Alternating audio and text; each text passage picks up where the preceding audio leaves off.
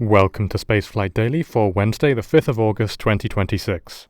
A spent Falcon 9 second-stage booster underwent an unplanned impact with the Moon at about 5:38 UTC this morning. This was the upper stage of the rocket that delivered Firefly Aerospace's Blue Ghost Mission 1 lander to the Moon back in January 2025, and it had been drifting in an uncontrolled translunar orbit ever since. An impact of this scale poses no threat to any equipment on the Moon, being too small to even be spotted by amateur astronomers on Earth, and natural asteroids of a similar size impact the lunar surface on a regular basis. Korea's Pathfinder Lunar Orbiter and NASA's Lunar Reconnaissance Orbiter should be able to provide pictures of the impact crater in the next few days, in the highlands to the west of Oceanus Procellarum.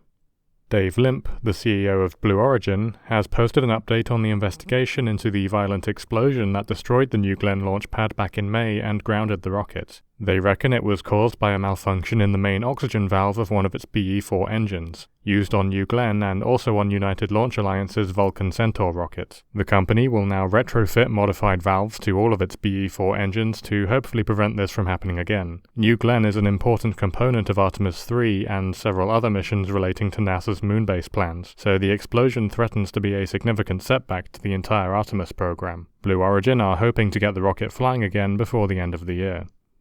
There were two launches today. The first was a Jielong 3 rocket launched from the Yellow Sea just off the coast of Haiyang in Shandong at 02:38 UTC or 10:38 AM Beijing time. There were two payloads aboard, named OSE HS-01 and 02, which stands for Open Space Ecosystem Hyperspectral. These are Earth observation satellites developed by the Chinese company Starvision in collaboration with foreign customers. HS-01 is also called Lampung 1 and was co-developed by the government of Lampung province in Indonesia, and HS-02 is also called Samarkand 2028 and was co-developed by Roscosmos, the national space agency of Uzbekistan. This was the 12th flight of the Jielong 3, manufactured by the China Aerospace Science and Technology Corporation.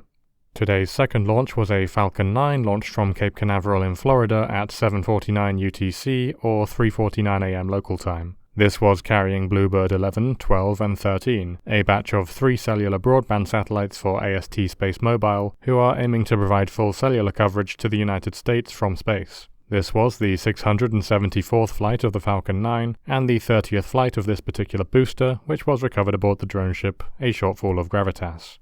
There was a fire at the Central Research Institute of Machine Building in Russia today, a major center of Russian spaceflight research which also houses Roscosmos mission control for activities on the International Space Station. The cause of the fire is currently unknown, and mission control is temporarily moving to another site. Roscosmos reports that nobody was hurt.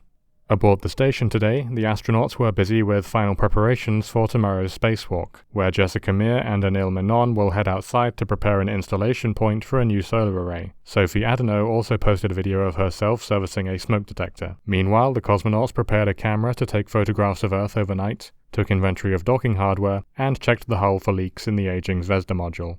That's all for today. Please like the video and subscribe for daily spaceflight updates. See you tomorrow.